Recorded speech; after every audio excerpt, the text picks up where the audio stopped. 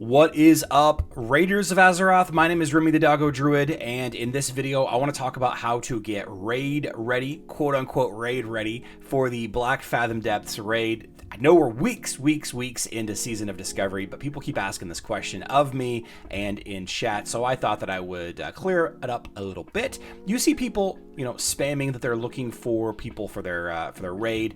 It is a level 25 10-man dungeon that's been converted to a raid, and it's really not that difficult, but it is nice to have people that know what they're talking about and have consumables and all of that. And I just kind of wanted to show you what some of them are referencing here. You can see down here in the chat, Futsid is a DPS looking for a group BFD 7 out of 7. That means that he has experience claiming clearing all 7. And then you have Mend Pet here, looking 7 out of 7 BFD, looking for members, need 1 tank, etc.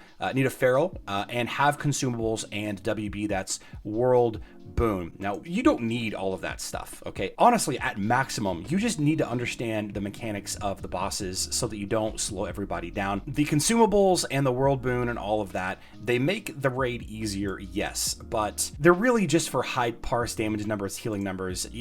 Just show up. Just show up. Say you have them. Just show up. What are they going to do? They're going to kick you out. So consumables. Let's start with consumables. Free action potions are really strong. You should carry a couple of these with you at all times. Makes you immune to stun and movement and parrying effects for the next 30 seconds. You need to use these before the effect happens. You want these for the last 30% or 33% of the Lord Elixirs fight. He does out these manacles of shadow or something, and it locks you in place. I'm not 100% sure what the mechanic is. Right before he goes into his final phase, like 35 to 40%, pop one of these free action potions. It'll probably be shouted out across your Discord or your vent or raid chat or whatever to use your free action potions. You're going to want to have some of these. There is a couple of other fights in the raid that you'll want these, but I think at minimum this is what you absolutely need as far as consumables. Buy 5 of these for the raid. This is a great money-making opportunity. Buy the materials at low prices on the weekend, craft up a bunch of these potions and sell them on raid day.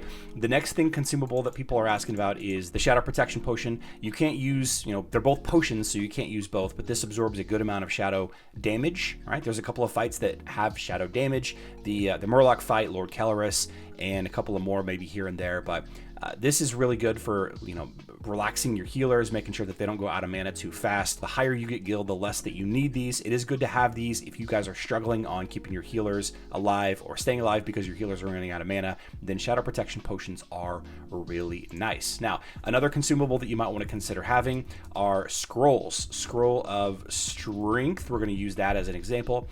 Scroll of Strength 2 provides 9 strength for 30 minutes. Okay. Scroll of Strength 1 gives you 5 strength for 30 minutes. All right, so this is a 30-minute item, consumable, and all of these consumables disappear on death, by the way.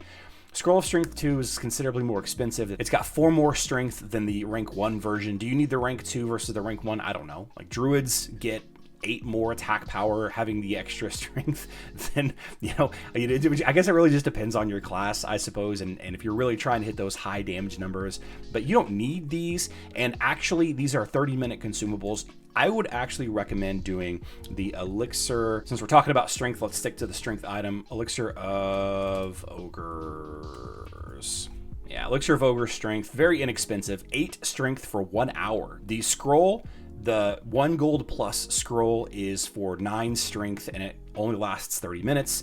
The elixir, I believe that they do not stack. You can only use one of the other. This is a 1 hour item and it's 1 less strength, 1 less agility, 1 less intelligence. And look at it, it's 10 silver. It's considerably cheaper, guys, to get elixirs.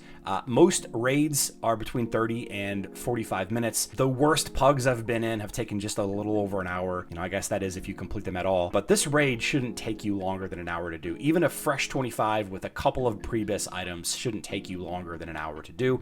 So maybe grabbing 1 or 2 of these instead of the scrolls might be super beneficial. One thing that I should mention here is that you cannot use elixirs and scrolls at the same time. And why would this matter? Well, like I mentioned, if you are a class that likes multiple stats, like a druid wants both strength and agility, or maybe, you know, one of your warrior or your paladin definitely wants strength and agility for that bonus crit and all of that. On top of the bonus damage, you can use both elixirs at the same time. See, elixir of agility and elixir of strength. You can use both of these at the same time.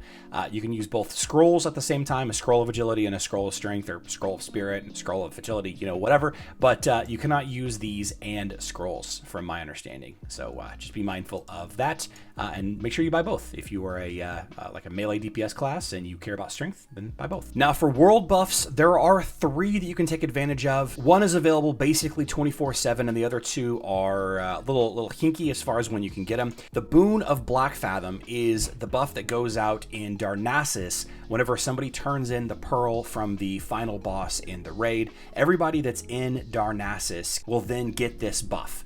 So the idea is you buy some of these items, the Chrono Boon Displacer. You can buy these from anybody that sells regions. So the same place that you buy your maple seeds for revive, the same place that you buy your teleportation runes sell these Chrono Boon Displacer. So what you do is you hang out in Darkmoon and you wait until you get one of these buffs, and then as soon as the buff goes out, you use one of these consumables and it traps the buff in a bottle. You can see here it restores your suspended world effect. So I have this suspended Boon of Blackfathom. I have 2 hours. It's just hanging out. You don't use this until you start the first boss. If you use this before you get in there, the opposing faction might kill you on the way. The trash mobs might kill you on the way to the raid, on the way to the first boss. Just hold on to this in suspended until you actually get to the boss. You know, you can buy this, I think, for like 18 silver or something like that from the Regent vendor. The second world buff that you can get is from this Warsong Outrider mark. This, in the Horde version of it, drops from the various bosses during the Ashenvale PvP event,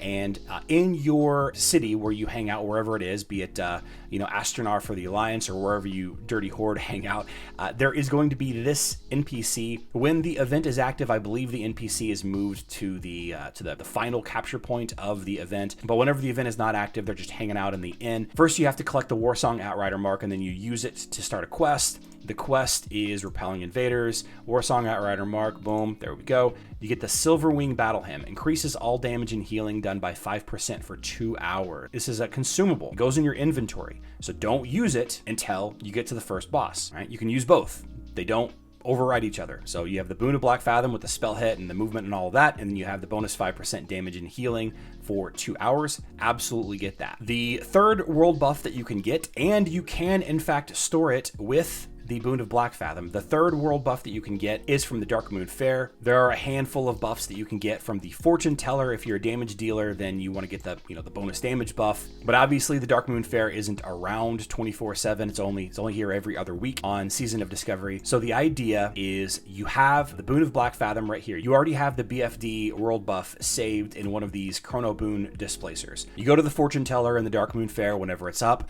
You talk to the Fortuneteller and get the appropriate buff for your class. I'll have a link in the description box down below to all of the buffs that you can get and how to get them. The Fortuneteller will give you the world buff, and then what you do is you open your Chrono Boon Displacer that stores your BFD buffs, so that you'll have the Darkmoon Fair buff and the Darkmoon world buff both active on you at the same time, and then you use another one of these Chrono Boon Displacers to capture both buffs in the jar. So you have 2 world buffs plus the Silverwing Battle Hymn. Now, one thing about the Silverwing Battle Hymn, or the Horde version of it, is Wowhead says that this is a 1 week only turn in. Like, you can only get it once per week, but my guildies are saying that it's actually once every 3 to 4 days. I don't know what's right. I haven't been consistent on getting it and unlocking it, but you guys let me know in the comment section down below. Is it a 1 week? Is it a 3-day buff? I don't really know. The thing is, guys, just understanding the fight is going to go so far in you guys actually completing the raid. You don't need the world buffs. You don't need all of the consumables. You could probably argue that you need 1 or 2 free action potions and 1 or 2 shadow protection potions, but aside from that, just to make the Lord Kellerus fight a little easier, you don't really need any of this other stuff. The BFD raid did reset today, Saturday, December the 30th. Be good or be good at it, and as always, I will see you in the next one.